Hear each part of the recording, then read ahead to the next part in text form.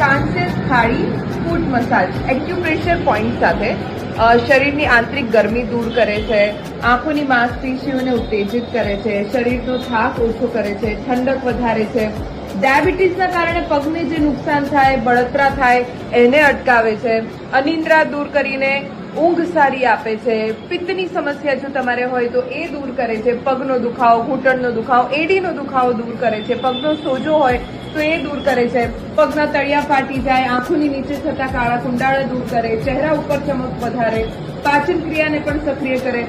Main વજન ઘટાડવામાં પણ મદદરૂપ થાય છે અને શરીર મનને શાંત કરે છે. અને સૌથી અગત્યની વસ્તુ કે દીપ્તેશભાઈ મહેતા જે અહીંયા આ કાંસ્ય થાળી ફૂટ મસાજ જેના ઓનર છે,